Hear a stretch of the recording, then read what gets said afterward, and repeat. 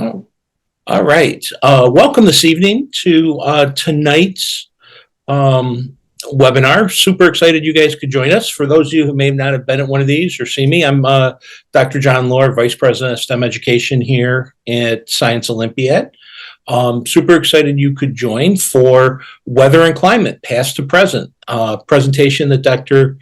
Christina Bassett from the NOAA Weather Program is going to do for us. And it's, I think, a super exciting topic is I've gotten to talk to Dr. Bassett about it. The fact that her work touches on so many aspects of a couple of different events. So it's definitely meteorology around climate and kind of the differences between weather and climate. But also there's going to be a little bit of glaciers in here. And she does retrospective work on kind of ancient environments, which will definitely have a bearing for those of you who are doing fossils. As usual, this webinar is being recorded, so we will get you a link to it as soon as we can, and you'll have an opportunity to watch it in the future. If you want to ask a question, I'd ask that you use the question and answer feature of Zoom, and that's the little box with the question mark. Please type it in there. We'll do our best to try and get to as many questions as we can. Should there be some remaining at the end, we will work on trying to get answers out to those people and get those posted. Also, if you should need it, for the chat feature, please use that if you have any kind of troubleshooting questions like, oh my God, it all of a sudden froze. Is that everybody? Is it, I can't hear anything right now. Let us know that in the chat. Also, the other thing to use the chat for, should Dr. Bassett ask any kind of questions to you guys as the audience or kind of interactive activities, please feel free to put your answers in the chat so we can see them. All right. And without further ado, then, I'm going to turn it over to Dr. Bassett. So thank you so much for being here, and I will be quiet now. Great. Thank you so much for inviting me to speak. I'm really excited to tell you all a little bit about the work that I've done. Over the course of my undergraduate studies at university and my graduate studies and now my career, I've been really fortunate to touch a lot of things about Earth science, from weather to climate time scales, and also working from past to present. So I have a really broad perspective of how all of these topics are going to interact with one another, and I do want to share a little bit of that with you today. So the first thing I want to do is introduce myself and give you a little bit of my background just so you know where I'm coming from. So I currently work with the National Oceanographic and Atmospheric Administration. I work in the Weather Program Office at subseasonal to seasonal timescales, and I'll tell you guys what that means in just a couple of slides. But it's basically the timescale that sits right between weather and climate. But my background is not in weather at all. So I actually did all of my undergraduate and graduate studies in geological sciences, something called paleoclimatology and paleooceanography, which is basically learning about the Earth's past oceans and climate systems, but we do that oftentimes by studying what's happening in modern climate and ocean systems on our planet today. So I hope to bring a lot of that perspective to you guys today. And as was said at the beginning of this talk, please feel free to put questions in the chat, and I'll do my best to also help monitor and see if there's anything that I need to clarify on before I move on to other slides. So just to give you a brief outline of how I hope to sort of structure this presentation, I'm going to talk just a little bit about our dynamic planet from a climate perspective. And then I'm going to tell you about how we look to the past, and just want to talk about some of the toolkits that we use to understand climate change throughout Earth's history. And that will include a little bit about glaciers, but it's also going to include some of the work that I did during my graduate studies. And then finally, I want to tell you why it's so important to be able to look to the past to help us understand what we might expect to see changing in the future as we go forward in time. So with that, let me go ahead and get started, right? Our planet is a dynamic planet, and I think that a lot of you may already know that. There's a lot of seasonal cycles that dominate our planet. So right here on the right, I'm showing you guys how sea ice changes just throughout the year, right? So in the wintertime, our sea ice is going to grow, and in the summertime, it's going to melt, right? And this happens every single year. It's constantly changing.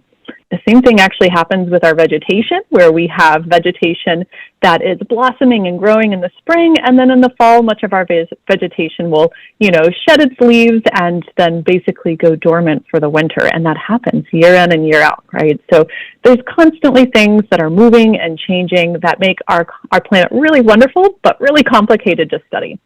So I did want to talk just a little bit about climate change right now, what we're talking about. So I wanted to show you guys, just so you know, a graph of looking at atmospheric carbon dioxide concentration and how it relates to our climates, our global temperatures around the planet, right? And what you can see in this plot here is since about 1950, the carbon dioxide concentration in our atmosphere has gone up. And we expect that to continue going up well into the year 2100, right? So right now we're sitting at around 2025, so we're approximately at 400 parts per million.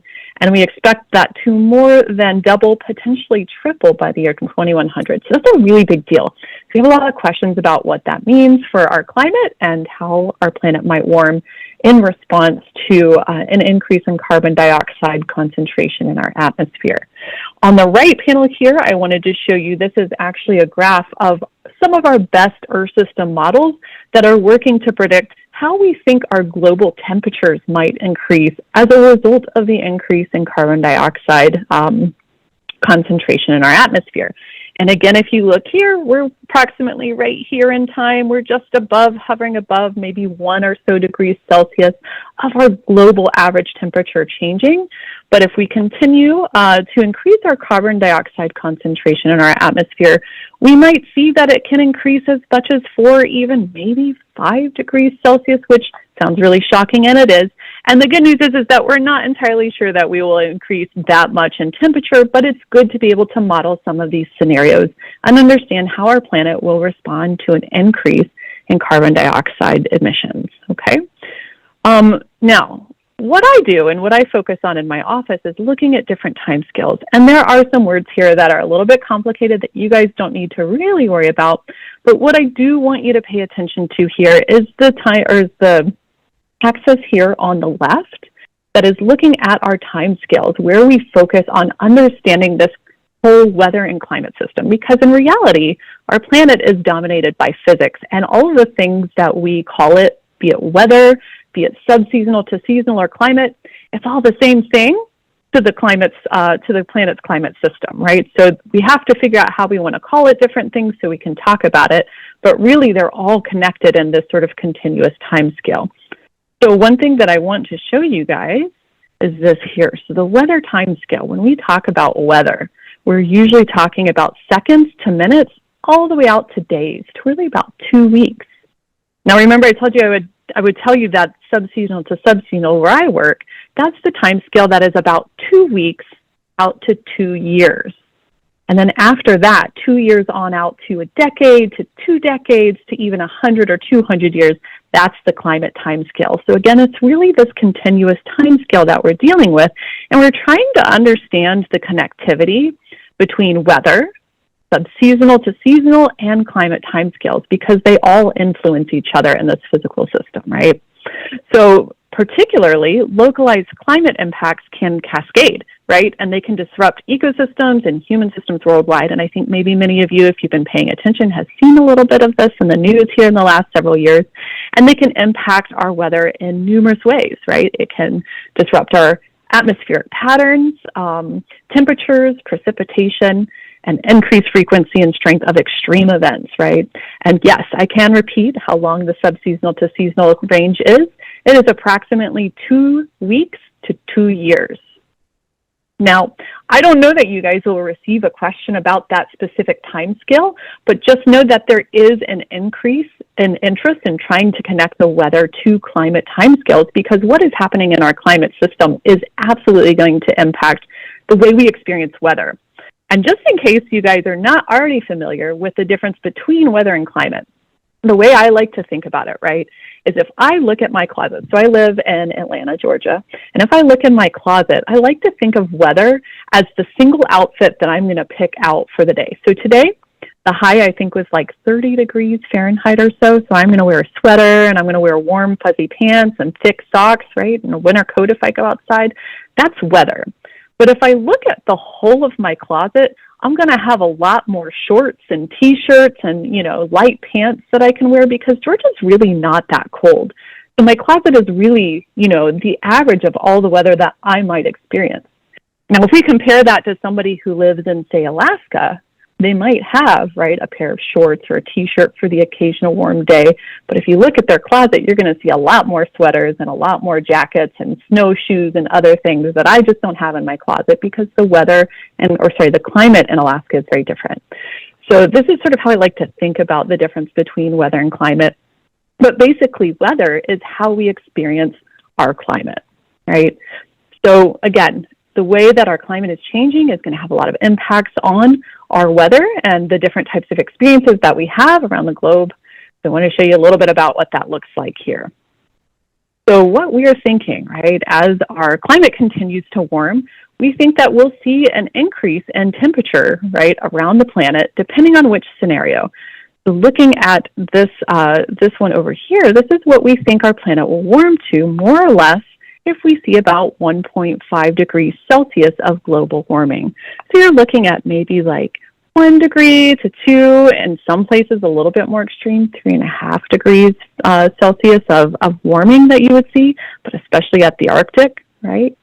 But if our planet warms on a global scale more than 1.5 degrees Celsius, so up to 4 degrees Celsius, you can see our planet might look a lot different if we look at this different scenario where we warm 4 degrees instead of 1.5.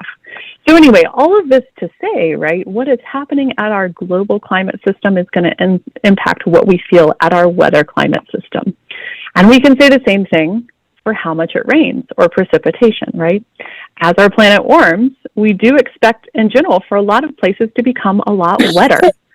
And some places will become a lot drier as well. So in a scenario where our planet only warms about 1.5 degrees Celsius, you can see that, for example, here across the Pacific Ocean, it's going to be a lot wetter here. But here across the Atlantic Ocean, you might see that it's actually a little bit drier.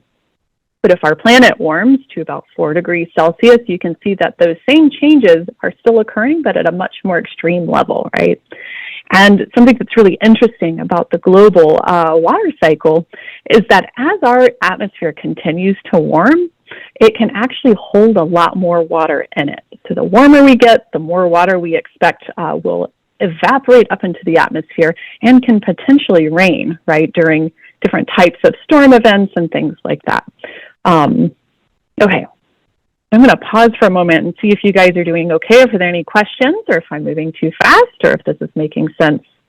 You guys put a quick note in the chat and let me know how you're doing.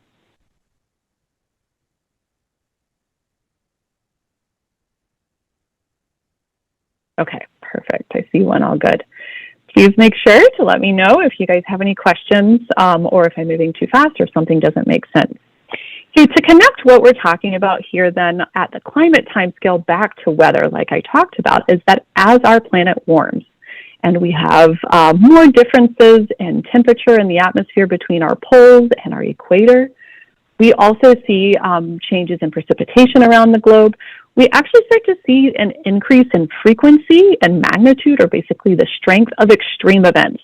So if we look at just 2023, right, this is a global map of some of the extreme weather events or anomalous events that we saw in just 2023. I do want to note that the 2024 progress report is in the works right now, so I have to show you 2023 numbers for now. But you can see all of these different events that have happened in just 1 year that are actually really notable and outside of what we would normally expect. And so I've shown you pictures on the top left, for example, of Hurricane Otis that had some really horrific impacts for Central America, Mexico specifically.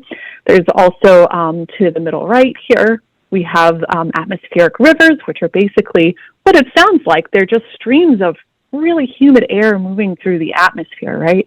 And they end up dumping a lot of water and precipitation on coastal environments like California. So they experienced this in 2023.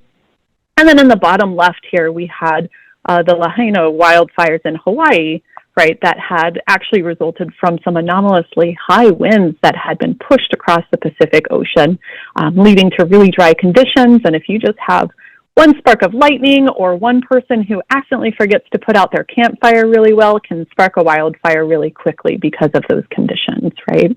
So there's a lot of things that are happening in our planet today, right? So the big question that I have for you guys is, how can we add context, right, to these changes? How do we know these changes should really be worrying, or maybe they're not so worrying at all, right? Maybe this is all just a normal part of Earth's natural cycles, right? And the Earth, it's 4.5 billion years old, and climate has definitely changed over that time period many times over. So how do we know, again, that the level of concern for today's changes, right, should actually be something that we're worried about? And so to talk about that, I just wanted to share a quick quote from one of my favorite scientists. I don't know if any of you are familiar with Dr. Carl Sagan, but he's sort of a well-renowned physicist who's really, he was really phenomenal at communicating science to the general public. So somebody I admire greatly. But he says that you have to know the past to understand the present.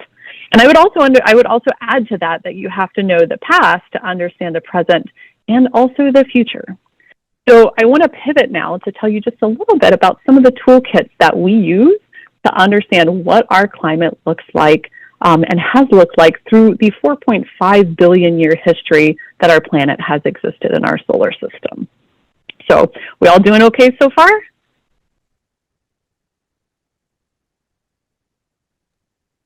Hey, Christine, a question just popped in for the Q&A. How do we know the Earth is 4.5 billion years old? Yeah, that's a really wonderful question. And I don't have a slide to show you that, but I can tell you a little bit about it. So the way that we can date the Earth comes from many different ways. There's one that's called, it's called absolute dating, and we use radioisotopes to tell us this. So there are some elements that decay at a known rate, and so we can find the presence of basically the product isotope in different rocks from that decay and measure how much is left. And from that, we can calculate how much time has passed since that rock was deposited. Another thing that we can do is we can actually use meteorites that have entered our atmosphere and thankfully not disintegrated in the atmosphere. We can actually date many of the meteorites from different parts of the solar system and see how old those meteorites are to sort of get an estimate of how old our solar system is, and from there make some comparisons. We can also do the same thing with lunar rocks as well, which gives us a little bit of a different history, but nonetheless, our moon can give us a little bit better of an understanding of how old our planet is. So it's a really good question. I don't know if that answers it to the extent that you would like it to be answered, but if not, please let me know. Other questions?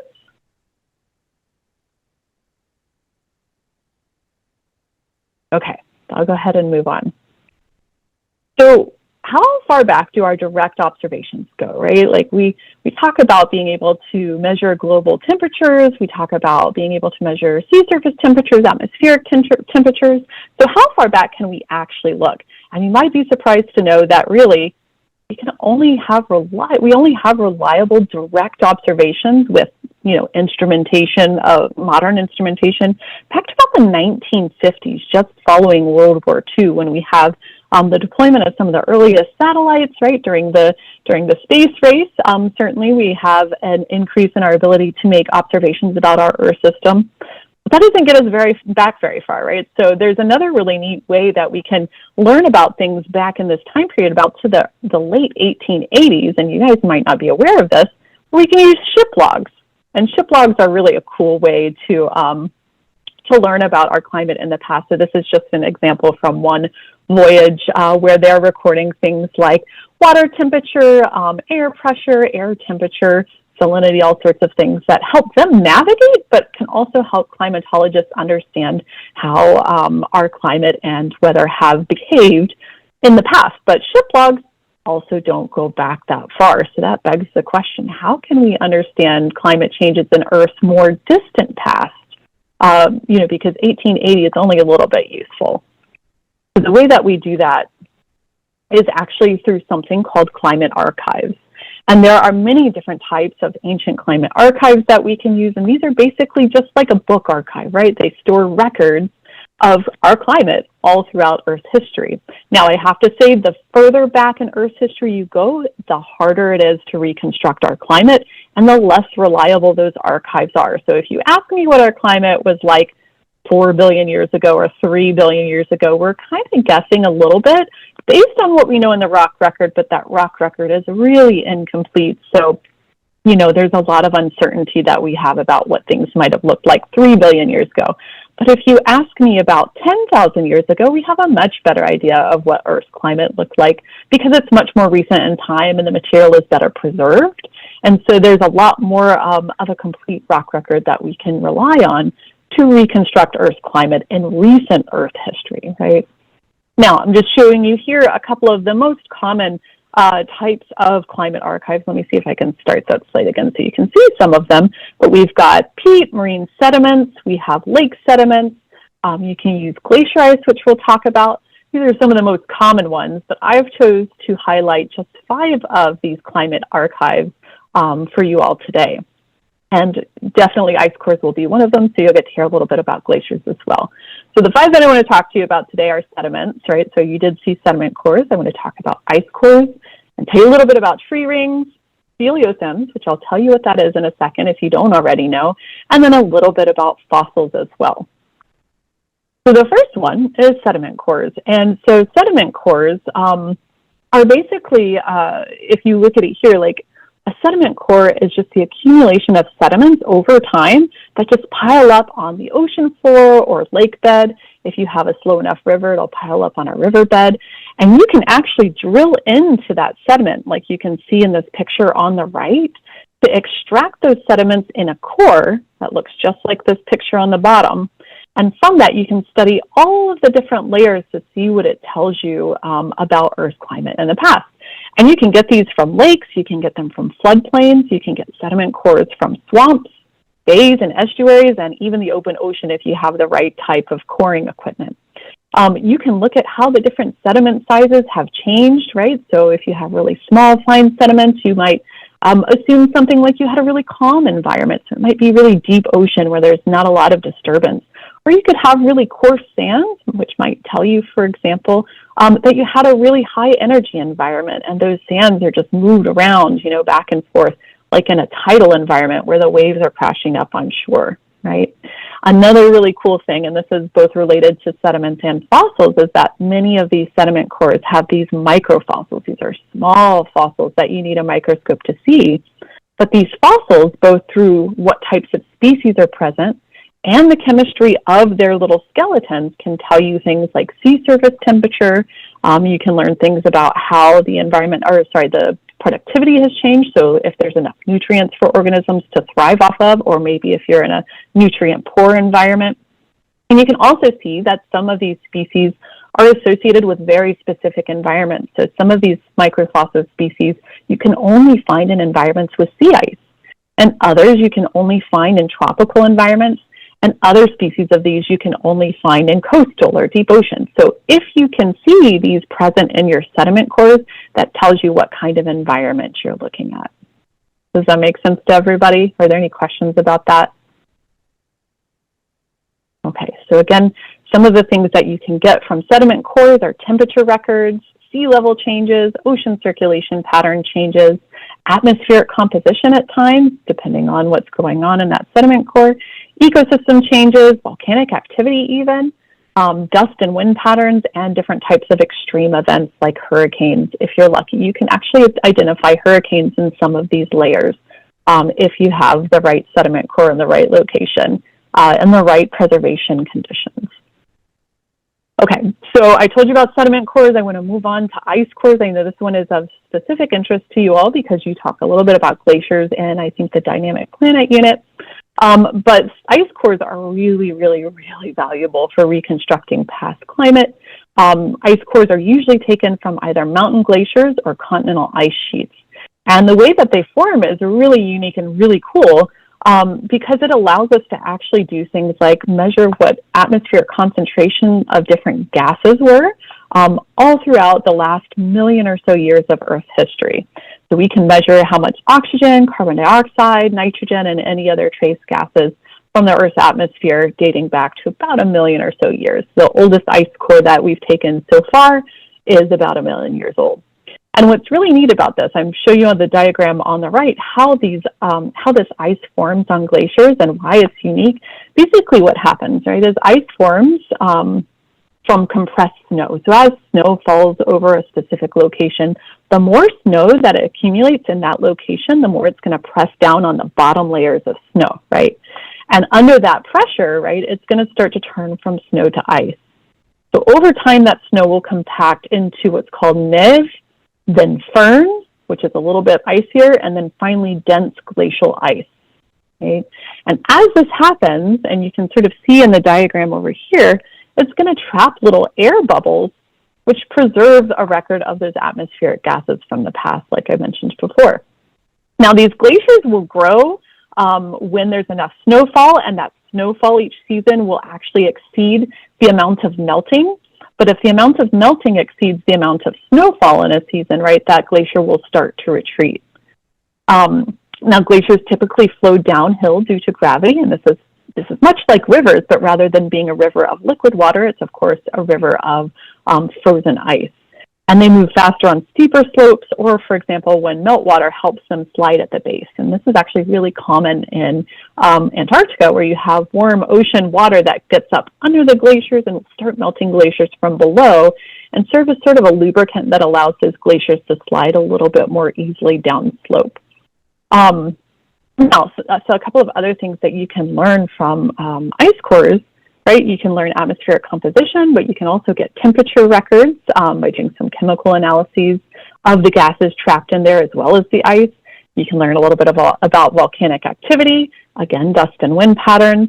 You can learn about precipitation and hydrology as well as solar activity from these ice cores. So they're a really useful way of understanding our climate in the past.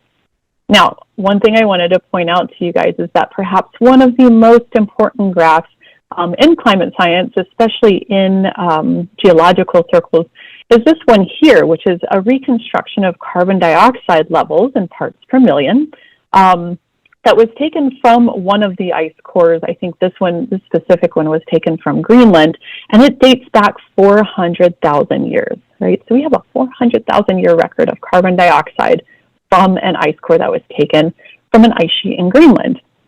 So over here we have present day, right? And we're up here, like I said, at about 400 parts per million, and you can see all the way throughout the past how many parts per million carbon dioxide our planet has experienced as a global average. And you can see that what we're experiencing today is actually well above what we have seen at least in the last 400,000 years. Now, again, there are older ice cores. I think the data from some of those are a little bit more complicated to look at, so I didn't want to present that to you today. But if you're really interested, you can go and you can find some graphs from some more recent ice cores that have been taken that date back to 800,000 years ago. And again, we have a recent core that's about 1 million years ago. This is a really, really useful tool. How are you doing so far? I want to pause before I move on to tree rings and see if there are any questions. Actually, there's two floating out here that I think kind of fit in talking about kind of past and learning about stuff. One question is from Henry, and he asked about speleotherms and their relationship to stalactites. Anything you? Oh, that's a great question. Yeah, so Henry, I'm going to actually ask you to hold that question for just a couple of slides because I am going to get to speleothems, and they are related to stalactites and stalagmites, actually. So that's a great question. We're going to get there, so hang tight. What was the second question that we had? The next one comes from Ethan, and he's trying to get a sense. It's like, you're talking about carbon emissions and look at all the carbon data, and they're way higher in 2025 as opposed to like the 18 and 1900s. And he's trying to figure out how, like, people back then didn't know anything about the effects of emissions, and there was the Industrial Revolution. So how come, like, because they weren't as efficient and because essentially they didn't know anything, those levels aren't higher than 2025? Yeah, that's a really good question. And Ethan, I think if you could really solve that properly, you might win a Nobel Prize. But the short answer, to not spend too much time on this, is that, in the 1800s and the early 1900s, global population was a whole lot lower than it is today. So we have approximately 7 billion people on this planet today. I think it's a little bit more than that. I might be a little low on my estimate. I haven't checked the numbers recently, but there are considerably more people living on our planet today with a lot more needs. Life has also gotten a lot more complicated. So in the late 1800s and early 1900s, we didn't even have cars. Most of those emissions were just from factories and production in different types of plants around the world, right? So now we have the invention of cars, and in the United States at least, most adults who are of driving age own their own car, right? So we all have our own individual vehicles, and we have a lot more plants that are producing a lot of the things that we need for our daily lives. So if you're wearing clothes, it was produced in a plant that used energy, right? If you eat food, it was transported in a truck that uses energy. So all that to say, the more people there are, the more needs we have, and the more processes we are using and to be able to provide for those needs, and the more processes we have, the more energy we need to be able to do those processes. So that's going to be my really short roundabout way to answer that, but it is a very large and complicated question to answer, but it's a very good one, so I'm glad you asked it. Right. Okay, any other? Yeah. Yep, there's two more that came in while you were answering those two. LL Sure. asks, do you have any explanation for what's causing the drop in carbon dioxide over time, and then the fact that it rises again? So kind of the up-down nature of it a little bit. Yeah, absolutely. So this is something that's really cool, and you might not have thought about, and I'm going to do my best to explain this without an image, because it actually has to do with the Earth's orbit around the sun. So over the last 400,000 years, you can see these sort of almost cyclical, almost regular cyclical patterns, increases and decreases in carbon dioxide. And that's something that we call Milankovitch cycles. And what that is it's changes in Earth's orbit around the sun in three different ways. And one of that is that the Earth can have either a rather circular orbit around the sun or an elliptical orbit around the sun. And depending on how the shape of the Earth's orbit around the sun is, it can actually lead to warmer or colder climate conditions on a longer time scale. Now, I should add that the shape of that orbit doesn't change from year to year. It changes on a time scale of about 100,000 to 400,000 years. Another thing that actually impacts these cycles is something called the tilt of the Earth on its axis. So if you look at the axis of the Earth like a top, we're actually sitting on our side about 23 degrees. And so that tilt means that some parts of the planet are at different times of the year receiving more radiation from the sun than other parts, and so that allows for the growth and shrinking of ice sheets depending on, again, the shape of the Earth's orbit around the sun. The other thing, too, is that the Earth's axis actually wobbles much like a top. So if you spin a top on a table, you see it going really, really quickly, and the axis just stays straight up and down. But as it spins slower, you can actually start to see the axis of that top wobble around a little bit. And the same thing happens to the Earth. So basically, those changes that you see, the ups and downs over the last 400,000 years in Earth's history, is a response in the Earth's climate system to changes in those three characteristics of the way that the Earth sits in our solar system and moves around the sun. That was a really good question, and I hope that didn't overcomplicate it. It's easier to see when I have a graphic for it. But it's a really good question. All right. And the last one that we have open right now is from Derek, and he's asking about how are ice cores extracted and transported safely? Yeah, that's a great question. So I personally have never extracted or transported an ice core. What I can tell you is that obviously the utmost care has to be taken to make sure that the ice core does not melt, especially if you're taking them in places like Antarctica, where you have to ship them from Antarctica to a port somewhere in Argentina, and from there probably you're flying it to the lab wherever you're going to analyze it. But you do need very specialized equipment that is going to actually melt the ice around where you're trying to take the core, but it's not going to melt the ice in the center of the core. So that's actually a really important point. When we take these measurements of atmosphere inside the bubbles of these ice cores, you're never taking it from the outside. You have to take it from the inside, because the outside probably did melt just a little bit through the process of drilling and transporting it to your lab. So it's a complicated process. It requires refrigeration, or actually a freezer, I should say. And actually, they are all stored in a freezer. So there are locations. One is in Ohio, for example. I think actually, Don, you may have seen it.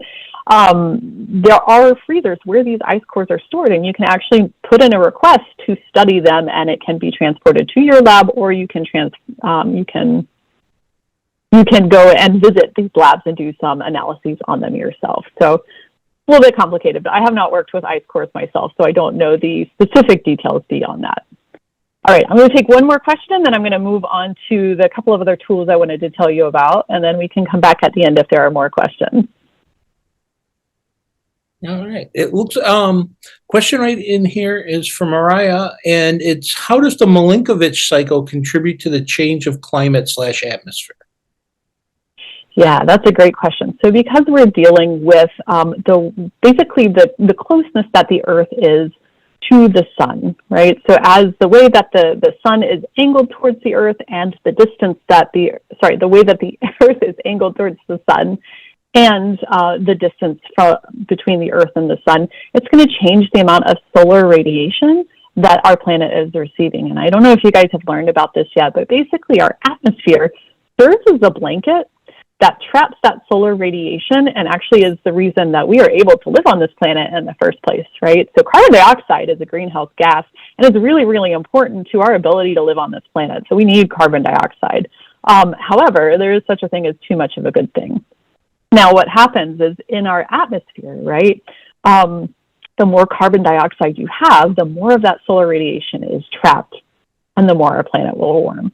So there's a lot of really complicated feedback cycles between the shape of the Earth's orbit and carbon dioxide concentrations, as well as processes that are driven by life forms on this planet that are changing the carbon dioxide emissions into our atmosphere. Or not emissions, I shouldn't say, the carbon dioxide concentrations in our atmosphere. So all of those things coming together really just has to do with how much of the sun's radiation is trapped in our atmosphere. Does that answer your question? Yeah, I think that's a big help. Okay, perfect. All right, so I'm going to move on to a couple of the other proxies that the couple of other archives I wanted to tell you guys about. Tree rings are also a really cool one and really useful. I'm just going to go over them briefly. I think many of you have maybe seen what a tree looks like if you cut it down. So I put a picture here on the left of basically the cross-section of a tree. And you can see that there are these many, many rings from the center of the tree all the way to the outside where you would see the bark, which you can't see in this particular picture. And basically what you can do is you can do two things here.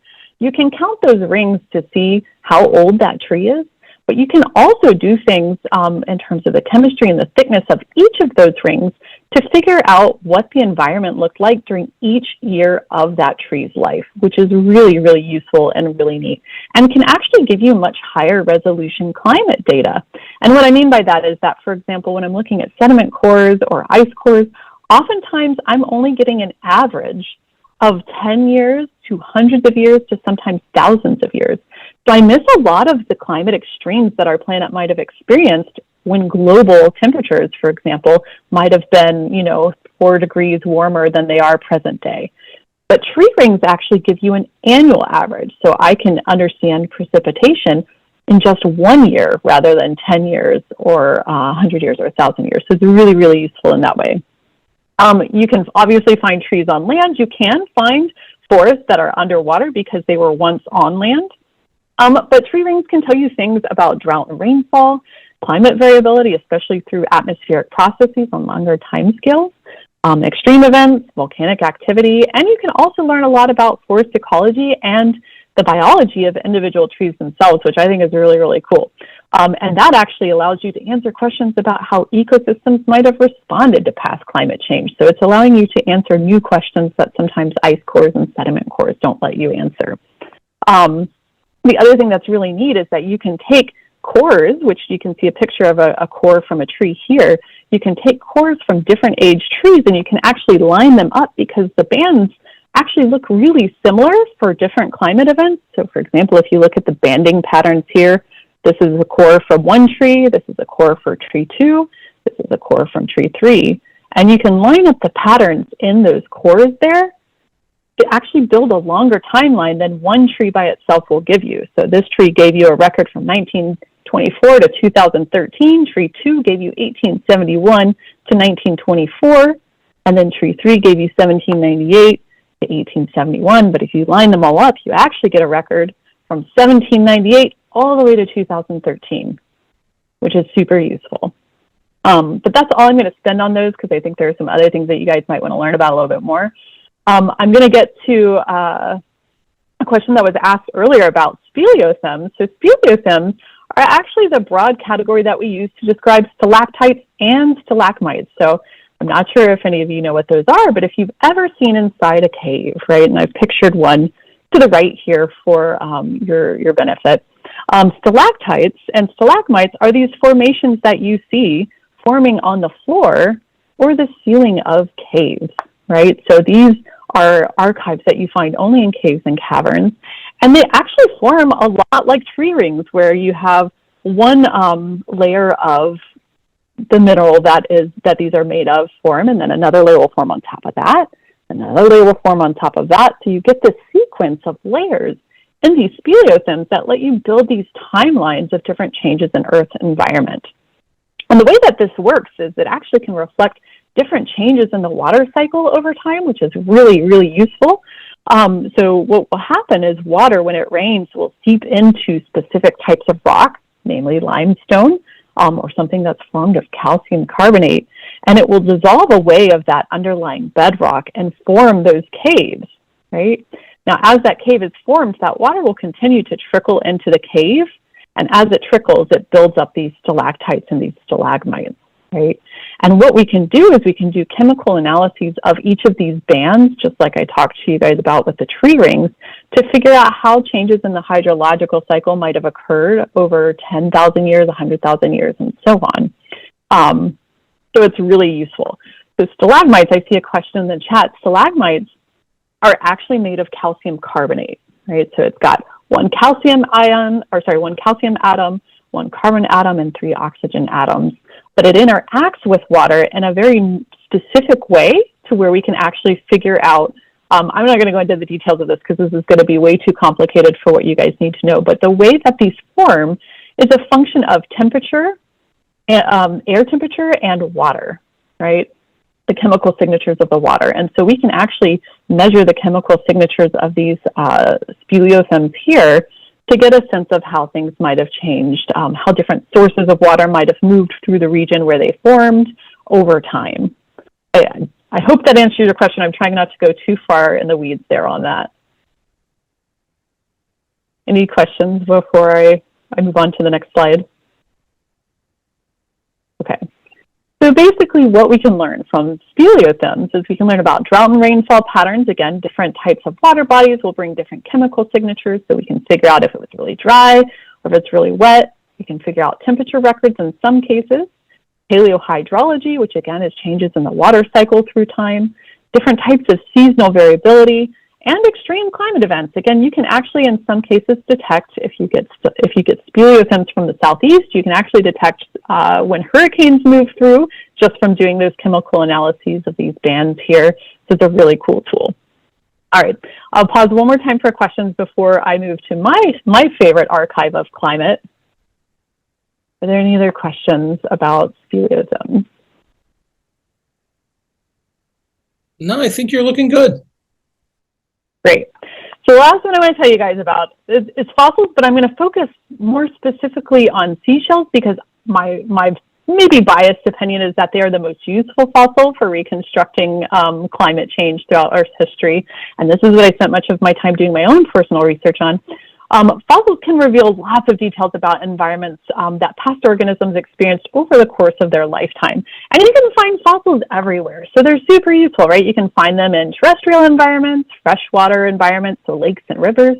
You can find them in bays and estuaries, also in the open ocean. And what's really cool about seashells specifically, I don't know if you guys knew this, but if you've ever gone to the beach and picked up a seashell, you can see all of these different bands here that have formed, and it's just like a tree. So they actually form these lines right here each year of its life, or in some cases each week or each month. It just depends on the species that you're looking at.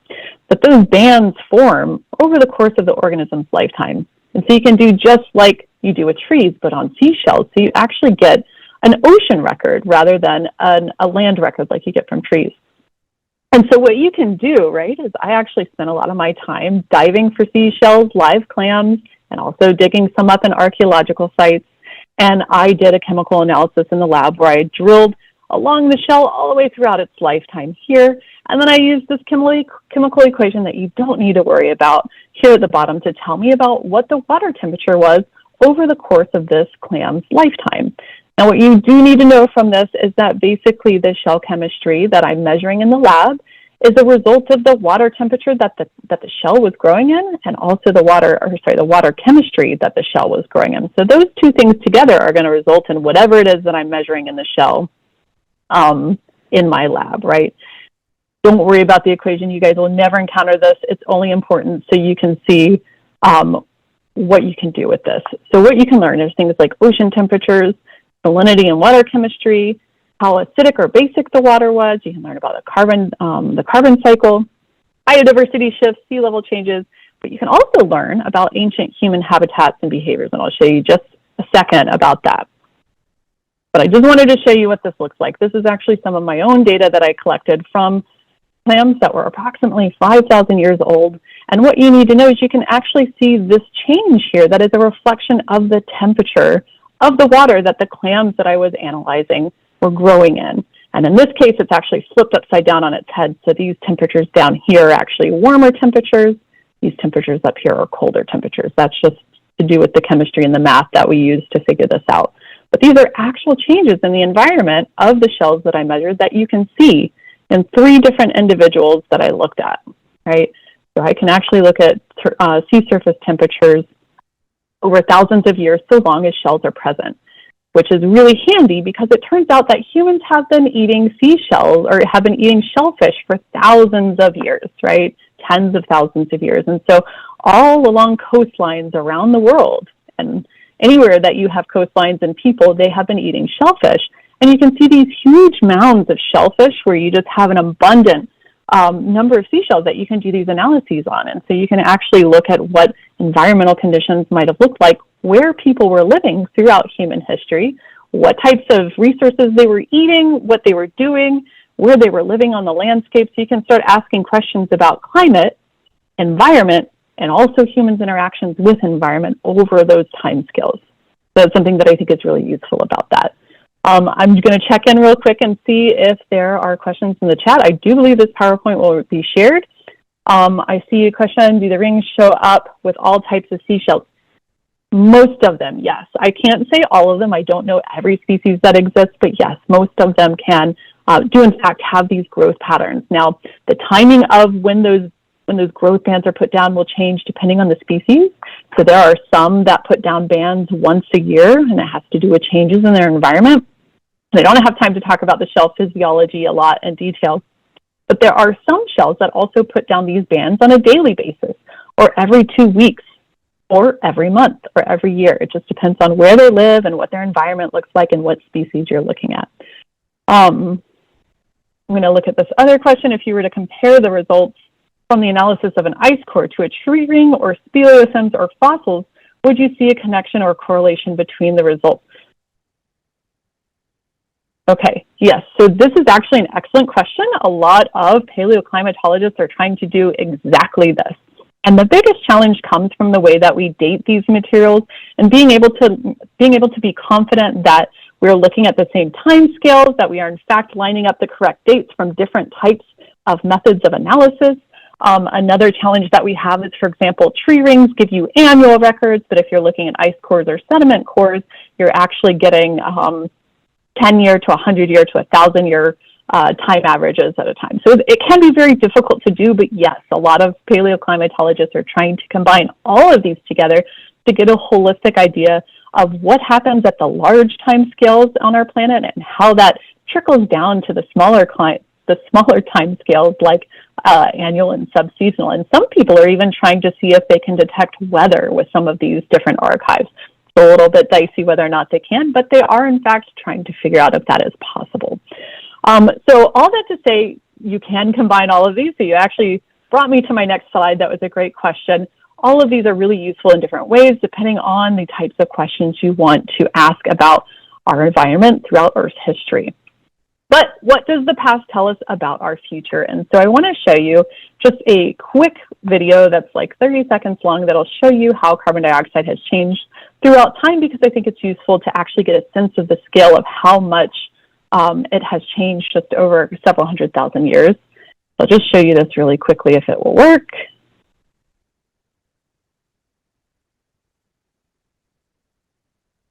So this is over the scale of ice cores. This actually came from ice cores here, one of the 800,000-year ones.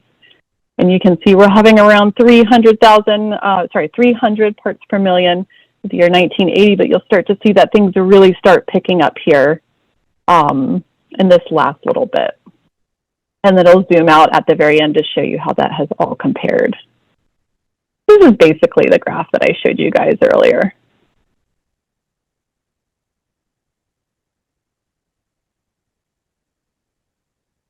So you can really see, right, how modern climate change compares to what we've seen in the past, right? And again, right, like this is a still graph that was actually published recently from one of the million-year-old ice cores here. And again, you can see 2013 we're sitting at 395 parts per million, which just can't even compare to the lower levels that we saw over the last million years or so of Earth's history. Now, why this is useful, right? So the International Panel on Climate Change, if you're not familiar with it, it is a sort of small body within the United Nations that is tasked with putting out a report on the state of our climate every so often. So they come out with these reports every couple of years or so, and they'll put this record of climate change from about 1860 or so, and this is based off of those ship logs that I showed you. This is based off of climate models, and goes all the way out to 2020 in this case, right? But what we can do with paleoclimate data is in that report, they're starting to include some of that data here, which shows what our Earth's history looked like over the past 100 million years, which for context is before the extinction of the dinosaurs. So we can actually get a sense of what global mean temperature looked like, carbon dioxide concentrations look like for 100 million years or so, and then use that to, again, understand how those changes in carbon dioxide and global temperatures might impact things like ecosystems and other systems that interact with our climate system. So all really important information. And then a lot of this data also gets fed into modern climate models that can, that take that data and then use it to validate and make sure that our climate models are actually behaving in the way that we expect them to, and that we have some way of sort of gauging how accurate those climate models are and how those changes in our Earth system will manifest at local and regional levels and whatnot. So in any case, that's pretty much what I have prepared for you all today. Hope you found that interesting. I want to leave enough time for you guys to ask me any questions that might be lingering, or if you have any specific questions about the material that you're learning for Science Olympiad, I'd be happy to answer those. Thank you so much. It's been awesome. And now right away we got a question that popped in. Okay, this is a interesting one. So our students are allowed to bring in resources with them for events. And Mariah's asking, what do you think the most important thing to put in the binder for meteorology and dynamic planet might be? Any particular, is there like a one graph or one like graphic or thing that you really love that you think is helpful? Let's see, for dynamic planet, I would say you might want a diagram of different types of features and glacial landscapes. So, for example, U-shaped valleys and cirques and things like that. I might include a diagram like that. For meteorology, I'm not so sure. You might want to be really comfortable with the different layers or levels of the atmosphere and why those different layers of the atmosphere are important. But gosh, I don't know. I would imagine it would depend on the questions that are asked at each individual hub. So it's kind of hard for me to make a guess about that one.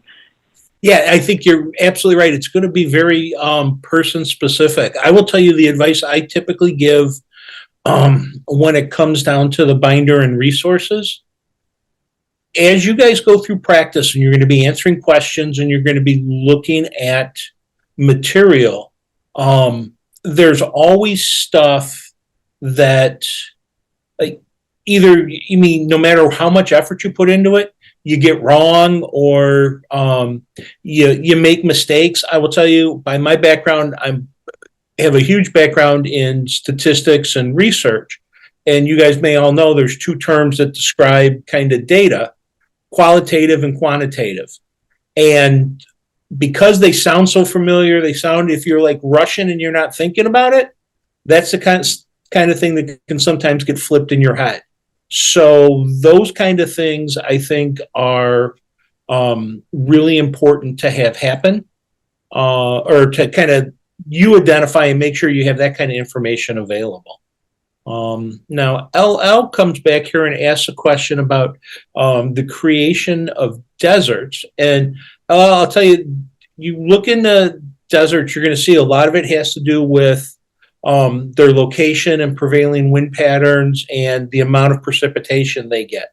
But so pay attention to those kind of features for deserts. We're going to jump to Derek, who throws a question in here. In places like Glacier National Park, scientists expect all the glaciers to melt by 2030. He's asking, how are the scientists able to make those kind of predictions? And can you actually put a lifespan on a glacier?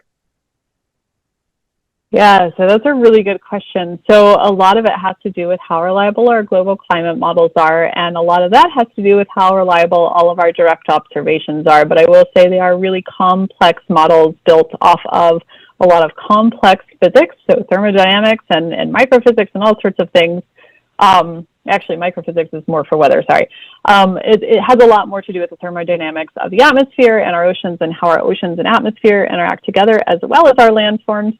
I don't know how to answer that simply, but yes, we can get a general sense from those global climate models and the physics that govern our Earth system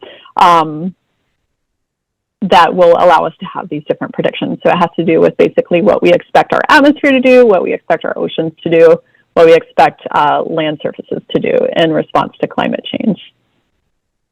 All right. Okay, guys. Looking at, we got the two more sitting out there, and Mariah, I would ask it about what types of graphs and charts to read and study for this event. I will tell you guys, I think I would encourage you to, we're going to get Dr. Bassett's PowerPoint up, and we'll post that for you guys and make it available for you to have as your research. I'd start there. Start looking at the things she felt were important in telling the story about climate change. The other thing I would encourage you to take a look at are, you can find great kind of articles and topics on this thing in magazines like Scientific American, or the New York Times publishes, I believe it's Science Tuesdays. CNN will do stories about climate change. The graphs and charts you see in those kind of news stories, kind of stuff written for the general public, is a great place to start your journey, and then kind of follow it on with the more, as you get more comfortable with those, start tackling some of the more complex ones. And yeah, I wanted to sort of add on to that one as well. I would say there's also been a lot of attention paid to global ocean circulation, so how oceans are moving heat around our planet and what that may or may not be for our climate future, as well as how changes in that ocean circulation has impacted life forms in the past. So I'll put in the chat one in particular that has received a lot of attention recently.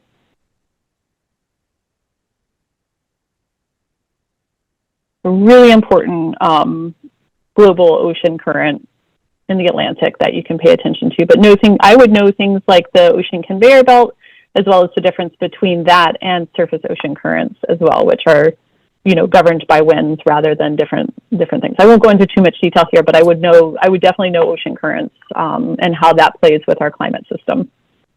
Right.